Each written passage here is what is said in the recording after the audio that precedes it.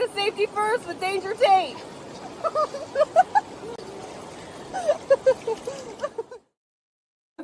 All right, what's up, Gear Garagers, and welcome to the first ever episode of Safety First with Danger Tate. I'm Tate, if you couldn't tell by the hat, and this is our first ever episode, so I'm super excited. Let me take the hat off. It doesn't quite fit with the headphones. But today we are going to talk to Ashley Wise for the first part of our interview series that is this show. So Ashley Wise is the director for Alaska NOLS. And today we're going to talk a lot about how he got into the industry and then what NOLS is in general. And then we're going to get really into packrafting and their exciting new courses that they've got coming up in 2025. So let me bring Ashley to the stage. Hey, Ashley. And hey, I guess Tate. it's Ash, so we'll go by Great. Ash. Sounds good. Sweet. Well, Ash, I'd love to just hear a little bit about how you got into the industry, how you found the outdoors, and kind of where you're from. Awesome. Yeah, thanks for having me. Yeah, I started, I think like a lot of people in those college outdoor programs. I was in Tucson, Arizona in the 90s and working for their outdoor program. And NOLS actually had a base in Tucson, on the outskirts of Tucson, and I had friends that were taking courses there. So it was a nice connection as I worked through, the university outdoor program, teaching rafting and kayaking, in Arizona on the Salt River. Oh, fun.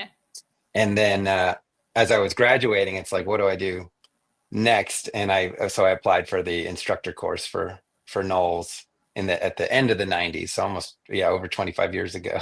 So your intro to like the outdoors has always been through NOLS? Well, I would say I was at a university program gaining experience that then I could take to NOLS. Oh, cool. So because you have to be over 21 to work for NOLS, I had kind of gotten that experience between 18 and 22, leading trips for the university students, and then took it to that next level in summer of 98. Took a 30-day instructor course for NOLS. So that was for whitewater specifically. Wow. Okay. And so when you started with whitewater, what were your main sports? Rafting or? I started hardshell kayaking and the Perception Dancers, like the original kayaks. I was like the safety boat for the raft trips on the Salt River, like day tripping. Okay, awesome. In Arizona, and then started guiding paddle rafts and on the Salt River. So with that experience and actually leading whitewater canoeing as well.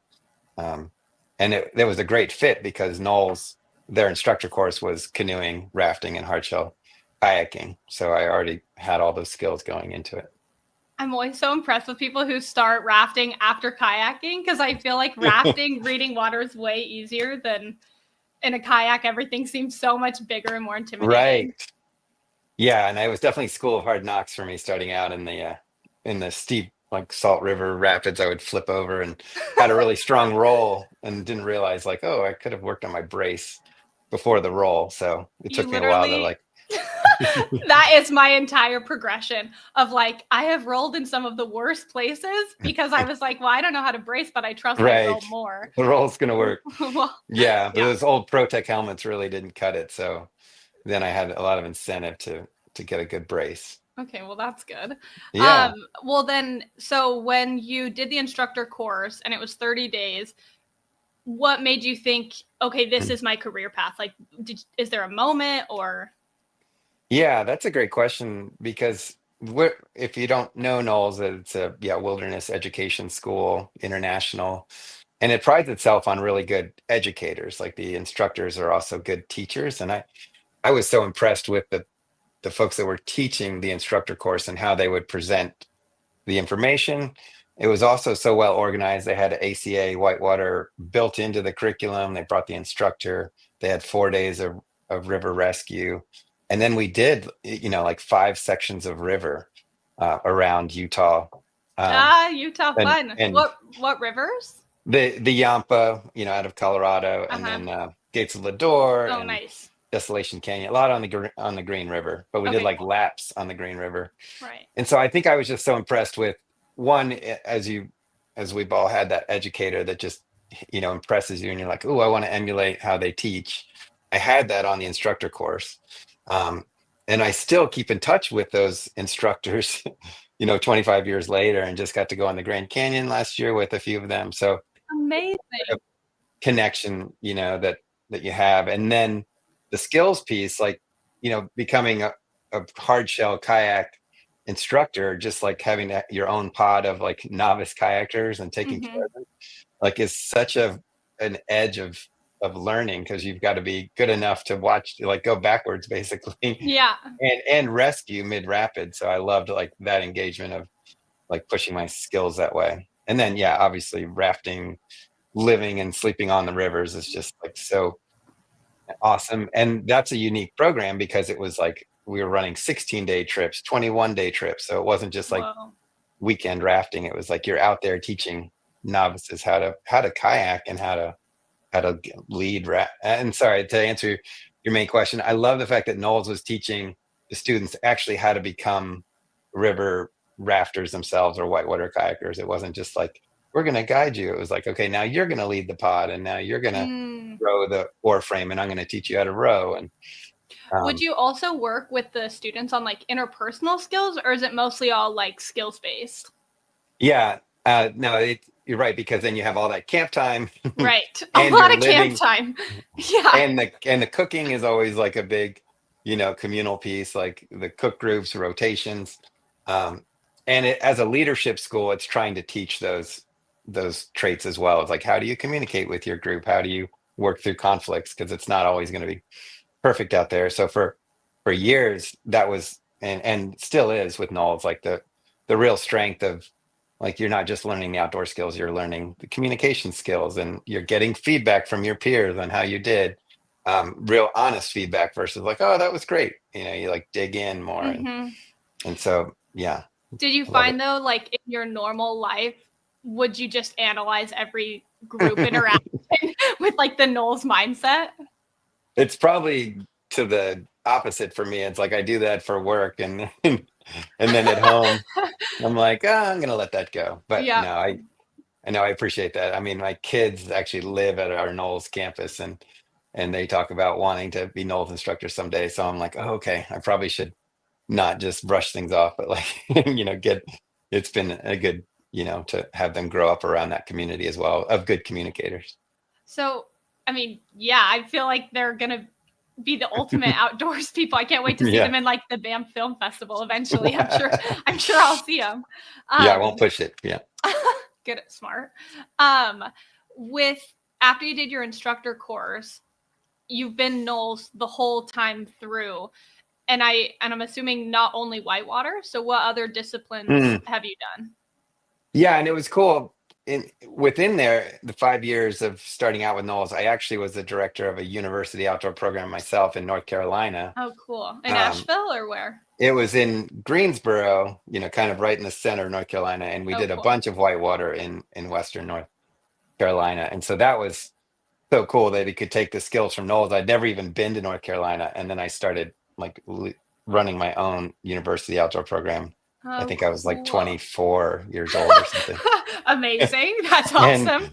and then in the summers I would work for Knowles. And then around 2004, yeah, so 20 years ago, I came to Knowles full time, just like Okay. left that university programming, which is amazing. But as those of you who've been a part of that, it's like so challenging. You've got to work with a large administration. You've got to figure out your drivers for Right. vehicles, and so I just missed Knowles, and so I came back for Knowles to Knowles full time 20 years ago, and yeah, I was working hiking and caving and rock climbing and canoeing, and yeah, I'm probably missing some, um, but mostly whitewater as well, out of the Yukon, out of India. I just love that piece of Knowles as well. It's like I never got tired of it. I was always traveling, lots of sea kayaking in Baja.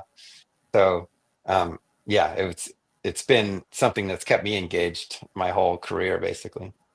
Tell me about India. What was that like? Yeah, India was in 2011, and it was actually the first time that they had run the Kali River. They had done the Ganges, Uh-huh. for years. And so when you go, you have to go with a company, but you do get to guide your own boat. But then the Kali River was just amazing because we did have guides, but NOLS had never been there with students. And so I was leading that trip. And you have the politics. The Kali River is actually on the Nepal India border. So Okay. there were those pieces. Like some of the rapids were so long and so difficult, you couldn't even get close to them to scout. So I just remember like every day was just like, oh, that adventure piece of I actually haven't been here before. Right. And Like you're learning with the I'm learning students. with the students. And yeah, and that was really profound. And again, I've stayed connected to some of those students. That's like pretty magical that you can have that, experience. I only did that the India trip once, but they're still running it. Are they every Which year? is cool. Yeah, every year. So they've been doing it. That was 2011 was the first year that they did the Kali, and they've been running it. Knowles has been with their semester students. So with Um, how long were you on the river? Was it a multi-day stretch? I don't know the Kali. yeah, because they're not super long, we had actually 2 5-day sections on the Ganges and 2 5-day sections on the Kali, where you would actually lap it. You would do one run, and that was nice. The second, and then drive back up and Okay. start again. And so then I was like, okay, we know this rapid, but yeah, I'm What glad were you yeah. in rafts We or were in paddle rafts, oh and then great. we had some safety boaters who knew the river really well that were local Gotcha. guide companies, and that was nice that they could kind of like, and there's communities along the way Oh that live there, so that fun. was like super interactive. Yeah. Um, And so yeah, when you're doing like yeah. an expedition style trip like that, how much are you doing curriculum on the river? Or is it all just like, we're here, this is awesome, we're together? Yeah, it's a ton of curriculum, but you've got to really mix it to be engage the students where they are, make sure that it's super interactive, make Hmm. sure they're not tired. But when you're beach camping, it's perfect because you've got like amazing, Whiteboard. models, yeah, whiteboards, models that you can build. Like the key is to keep it short and sweet. And each day you figure out like, okay, we're going to do river rescue today, and we're going to do some throw practice, and Okay. then you do have some cultural pieces where you want to make sure that the students love that. Like, what are the wilderness aspects and the Yeah. like, what kind of animals are there, and in India, it's actually a big part of it is like the cultural history.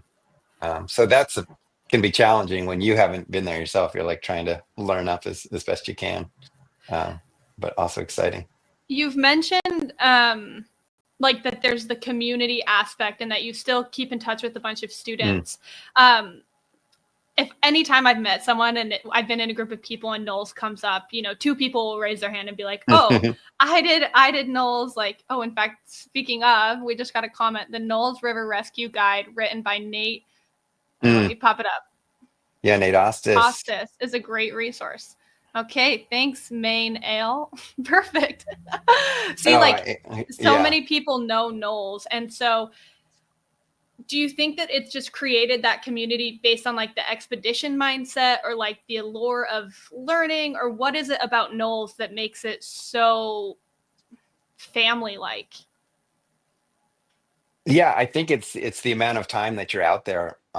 Even that I've taken Nate's 5-day, river rescue course, Uh-huh. and even that is like you're camping together. You're constantly pushing yourselves. So it's a combination of like the quality time that you're spending with people, and it's that level of instruction.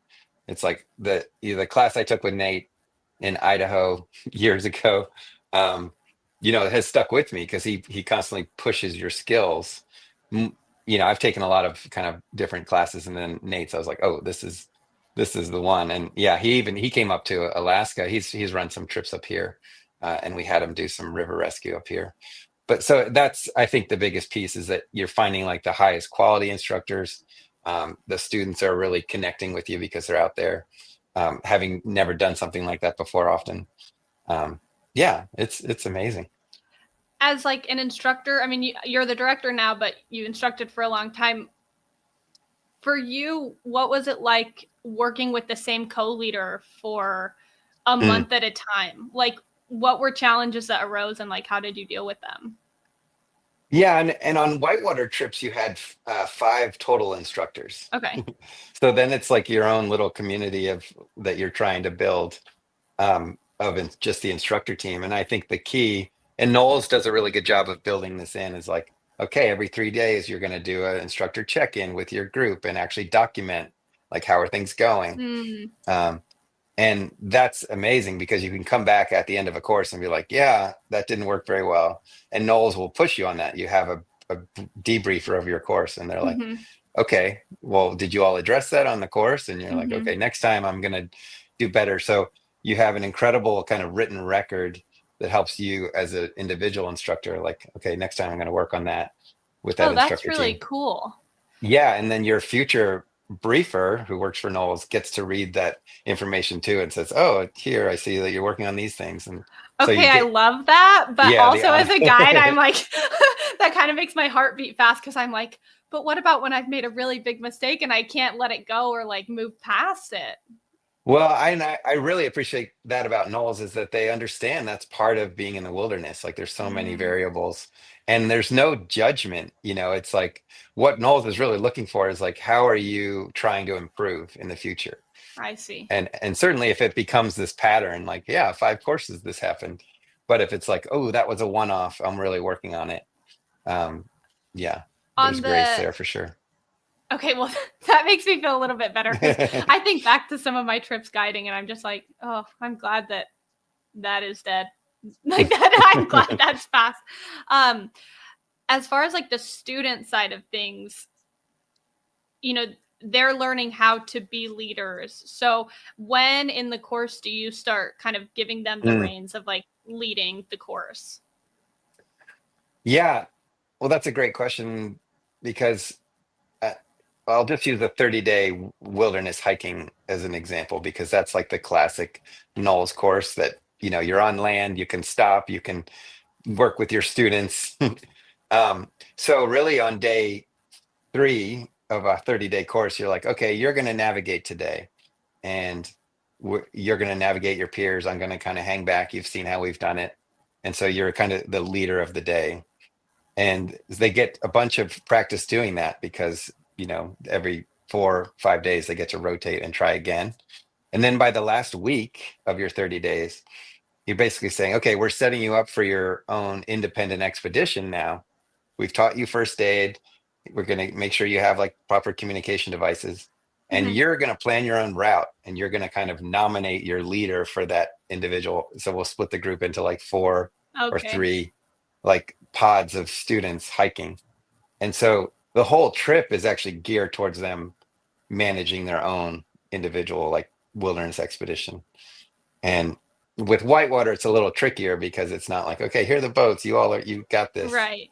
Um, but we certainly do as best we can to be like, yeah, in the rafts, like, okay, you all are going to lead the scout of this really tricky rapid because you've seen us do it. And then we'll kind of give you feedback on how that goes. So we give as much, leeway as we can. Like, do you think this is a rapid that we can run, or should we line this rapid? We'll put those uh types of decisions in there, and And do you ever hopefully have they to do you ever have to step in and be like, stop, I know pause? I think with canoeing I definitely had to do that a few times because canoeing is such a tricky craft that's super unstable as you can imagine, and lining is always like, okay, we know we can line a canoe, it actually tracks pretty well Yeah. lining.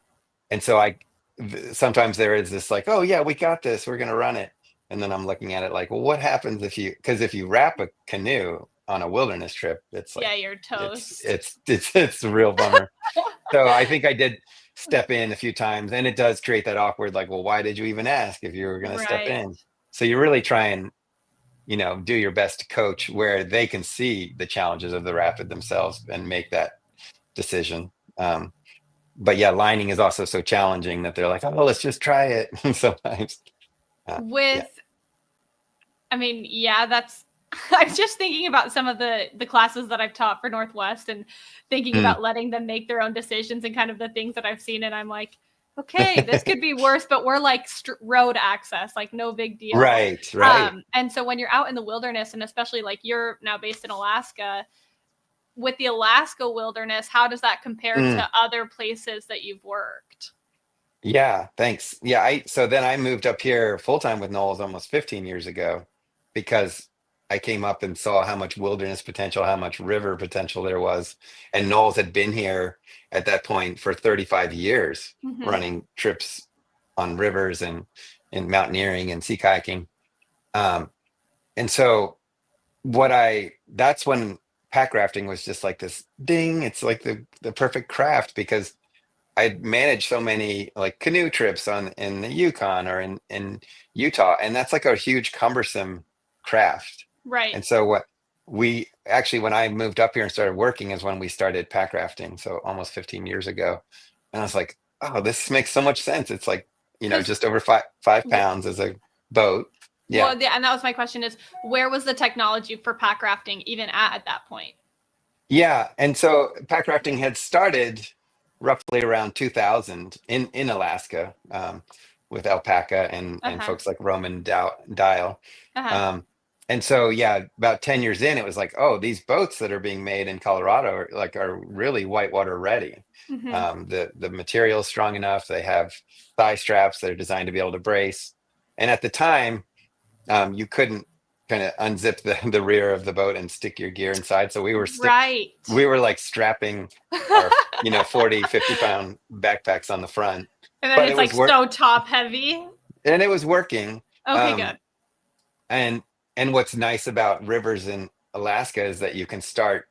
Well, one, we had these incredible instructors who were kind of hungry for that because they loved the wilderness aspect of an old course. They loved like the kayaking and canoeing they were doing around the world. Right. We did canoeing in Australia, and we were in New Zealand and in the Yukon. And so those folks were like kind of hungry for a craft that was like easier to manage versus if you flip a canoe and get it wrapped, you've got some problems. Right. But you flip a pack raft being 5+ pounds, you've already kind of taught that person like, hold on to your paddle. That's Mm-hmm. key. We don't want to lose the paddle. Uh-huh. And we can help you get your raft to shore. So swimming out of a pack raft, and they were quite stable to begin with. It just opened up so much wilderness. A route that we used to take us like a month, we were able to kind of traverse and use the rivers to get through. So Right. that So was the real attraction. with that, walk me through kind of like, so are you hiking and then rafting, or like how much is hiking, how much is rafting, and like what style of river is it? Yeah, great. I mean, that was a big part of it, was like scouting a route that's suitable for novices. Right. Because someone's going to show up and they're not really have much hiking experience, and you add whitewater on top of that. And so I can imagine like they show up the first day and they're so out of their depth. Like, how did they even end up at that course? right. Well, that was some of the challenge, was like convincing people like, yes, you want to go pack rafting, because it was so new to folks. Like our demographic is like 18-year-olds, and they're like, what's a pack raft? Right. So we were definitely had to work on how we were selling that. But yeah, what you're asking is like the types of rivers. We were starting on wide braided, like glacial fed rivers that were Mm-hmm. off of a main road. And that's where you could kind of work. It was moving slow enough. You could work on your basics and, camping skills. And there's no rapids really. It's just like stay in the channel, really nice camping. Mm-hmm. And we would do that for about 5 days. And then we would pack everything up and actually hike over for another Okay. 5 days to another river. And we would start high up enough that it was braided and shallow and small. I see. And so the river itself is really teaching you, because you're like following it from its source. Oh, that's cool. Wow. Which is really cool. Yeah. In some cases. And then we call it the Talkeetna Traverse. It's the mountain range that's right near us in Alaska. Uh-huh. And then we would traverse another 3+ days over harder terrain, like denser, there's no trails, as you can imagine, to a river that's more pool and drop and similar, like actually not glacial fed, and is moving a little bit slower. But yeah, and you might have a link to our website. There's some photos of that. So we could maybe pull that up. Let's do it. And so, yeah, Okay. that's a classic example. Just this photo that's kind of promoting a few of our courses. That's the last river called Clear Creek, Oh, and wow. it's moving pretty slow, Yeah. but we've got 4 instructors and 10 to 12 students. The guy in the And red, is that an instructor? yeah, Kurt Hotchkiss, he's living in White Salmon area. Oh, really? He's in Peru right now with some other folks from your area, Oh, pack rafting. cool. Shout out White Um, Salmon. We love yeah, you. yeah. and that's what's so cool, Tate, is that these instructors started working for us over 10 years ago doing these courses, and they're still working with NOLS, and Oh, wow. we're just bringing back pack rafting this year, or in 25. Uh-huh. And they've been working, like I'm saying, I've been working for 25 years. They've probably been working for almost 20 years with NOLS. Wow. And we've been playing this long game of like, hey, the crafts are amazing. You can get Yeah. your gear inside. They're whitewater outfitted, and we want it to come back to Alaska. And so we kind of did this big lobbying effort the last few years. Uh-huh. And pack rafting is more mainstream now. Like if a Right. 18-year-old sees it, they're probably like, oh, okay, I've seen a Well, pack I mean, raft. and I've even seen a few pack rafts go off Hewsome. Like, Yeah, right. they're around. And now they're really whitewater ready. Some of these designs, like class 4, class 5. Well, and so Yeah. what kind of boats are you using? Is it these ones in the picture, or are they? Well, yeah, and this photo is pretty old, but it's a Okay. similar design. There's some See. original alpacas there, and then as we scroll down, you can see you couldn't zip into the back of those Oh, boats, yeah. but that's how we could start out on a kind of a glacial fed. And we're trying to bring pack rafting to New Zealand, probably starting in 26. Wow. Yeah, so it's awesome. I mean, we love canoeing and expeditioning, but we know that pack rafting is more accessible because the student might go home and they're like, okay, oh, sorry, You're good. that's me. I might want to invest in my own pack raft versus like you're not going to buy an expedition canoe, No, yeah. or maybe you are, but more likely. So, is it mostly 18-year-olds coming on these courses, or, who do you hope comes on the courses and who surprises you that come? Yeah, so initially it was like this 18 to 22-year-old, kind of a smaller cohort on the 30-day trip, because Okay. we do want them to have a little bit of experience versus like some of our courses have 16-year-olds. But that's kind of a narrow, group. And so this year we're actually offering an adult course that's designed to be ages 23 and over. Cool. And that's going to be a fly-in float out, because we Okay. work with a lot of bush pilots here. We have one that we've worked with for almost since the early 80s who's still flying for Wow. us. Same person And or same company? Same person. Yeah. Okay, wow. Mike Meekin. He's Oh, amazing. Shout out, Mike.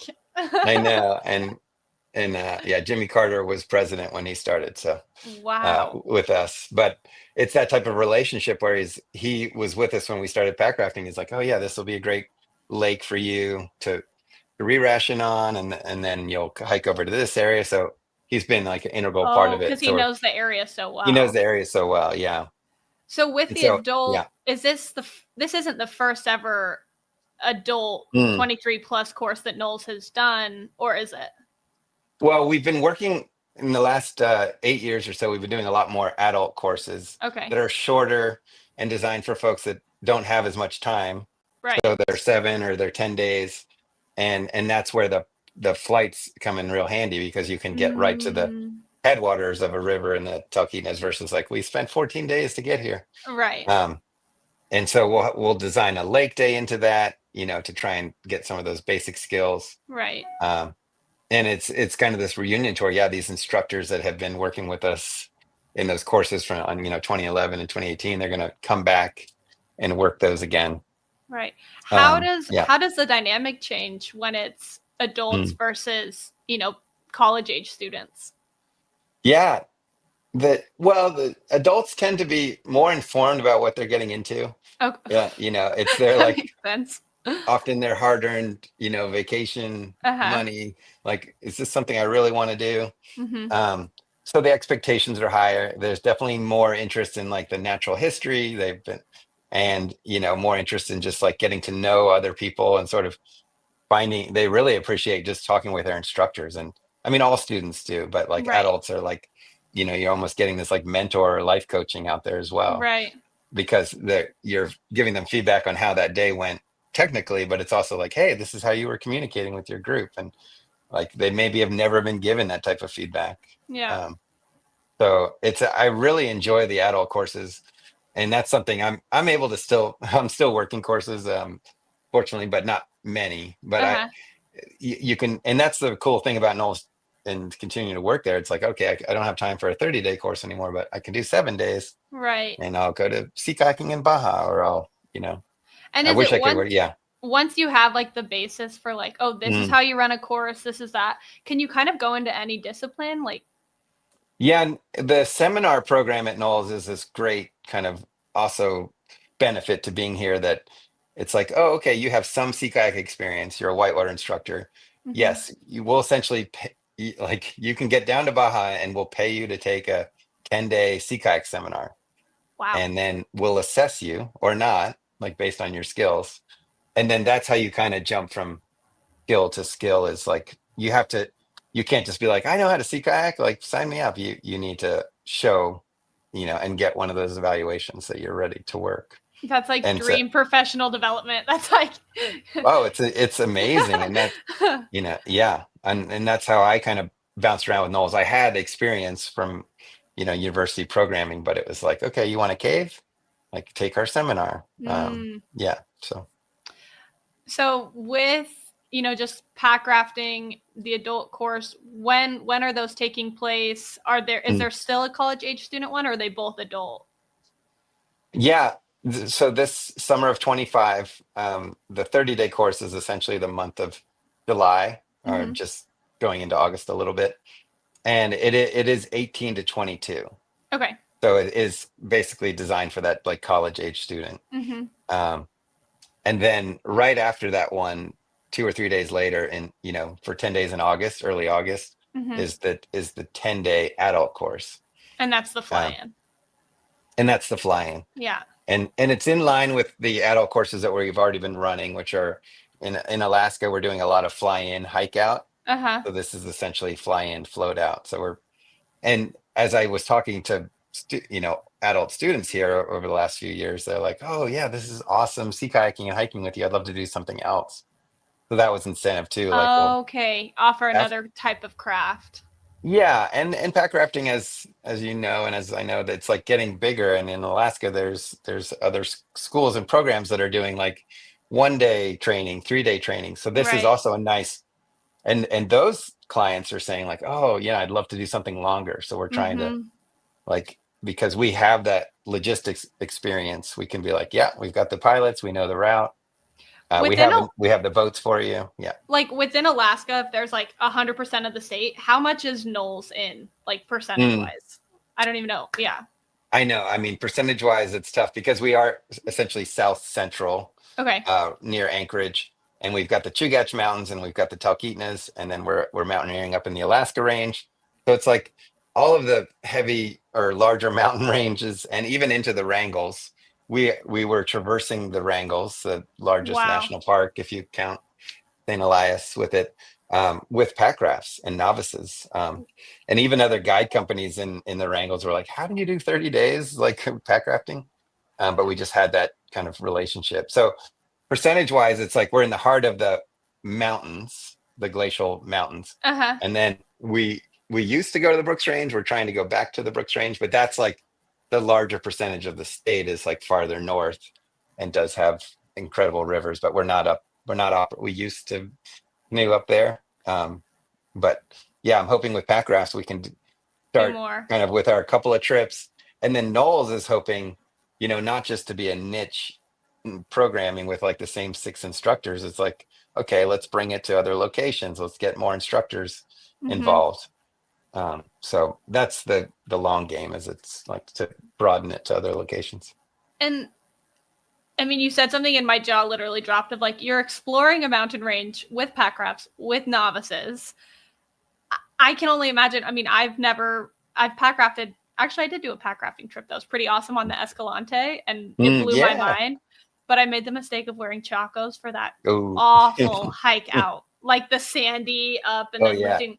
I was so miserable. But Yeah. Shred your doing feet. that, it was. I don't know what I was thinking. I was like, well, it's light. I'm like, chacos are the heaviest sandal. I love them, but they're so heavy. Anyway, beside the point. But how do you, like, as an instructor, comfort the people that are really nervous and scared and are like, I've never done this before, but I really want to do it? Like, how do you, Yeah. when they're just like when they reach their breaking point, how do you help? Ooh, yeah. I mean, it's true that sometimes it's just not meant to be. Like we do our best, and it's like, oh, I'm in over my head. I'm not that comfortable, and Mm-hmm. it's by choice, programming. We're not going to be like, you have to stay. So there is that element to it that they're certainly like, okay, that person's on the next re-ration by plane, they're going to go Yeah. out. But yeah, comforting the majority of the 95%, the 98% that stay on the course. That's like the real, challenge, and what NOLS instructors are so good at. I think it starts with just how experienced those instructors are, because that's where you gain the confidence. It's like, Mm-hmm. all right, I'm really nervous. We're doing a river crossing here, but I can see that this team is like lined out all the safety. I mean, in Mm-hmm. the Wrangles, like just trying to get across a river, not even that's not runnable with a pack raft, Mm-hmm. would often take a pack raft just to ferry across the river. Mm-hmm. And so you'd have to show that team, those students, like, yeah, we're not going to run this. We know we're not ready for that, but we do need to cross it, and it's Mm-hmm. going to take all day. And this Mm-hmm. is how we're going to do it. And so I think it's if you just like communicate clearly with what you're doing, obviously, and Mm-hmm. then they get to examples of like, wow, that's how serious they're taking the safety and the risk management on the course. Is like they used boats, they used lines, they had backup throw bag people. Mm-hmm. We're wearing all the gear we need to wear, because yeah, in the middle of these wilderness areas, you can't afford for a huge swim or losing gear. So And yeah. have you, as an instructor, had it where, like, in your head, you're freaking out? You're like, this could go, this might not go, but I'm going to just stay really calm for the Mm, students. Like, have you had experiences like that? yeah, I mean, all over the place. That's kind of what keeps it exciting. And Mm. just speaking of Escalante, like some of those slot canyons where near the Dirty Devil and stuff, where Mm-hmm. we're using technical gear, not with pack rafts yet, I'm hoping, but Fingers um crossed. fingers crossed. It's like some of these narrow slots are so challenging, and it's like this might go, and we have just enough gear, and it needs to go because we're already committed. We're in a slot Mm-hmm. canyon, and so that just pushes all of those skills. Like, how are we going to build this anchor? It's just on sandstone. Mm-hmm. Um, and so that kind of knife edge of like, you're hyper focused. You make sure you have plenty of food, and Mm-hmm. you've got your headlamp. Like that's the key, is you just need to have the gear. You can't be like stuck out overnight. Mm-hmm. So And all of our course, yeah. you're doing that Oh, with students? you're Like, doing that with students, okay. yeah. That's so wild. It's amazing. And then those are those life experiences like that. I had a student from a canyons course. He like drove up here from lower 48 with his dad, and like this was the first place he came, and he wanted to see me. I hadn't seen him in like 15 years, and it was from like a canyon slot course. He's like, yeah, that meant so much to me. Wow. So you're that's the hook, is like you're providing that type of skill and education to our future generations, and you're training a lot of future whitewater folks, and like that pack rafting is an incredible way to get into boating. Like, okay, I think I can run class 3 now in this Mm. craft. And the boats, now we've been working really closely with Alpaca. Has been amazing, small company in Colorado, but because they worked with us before years Mm-hmm. ago. And it's like, we're going to do self bailers. We're going to be able to store our gear inside now, and that's going to make the boat even Amazing. more stable.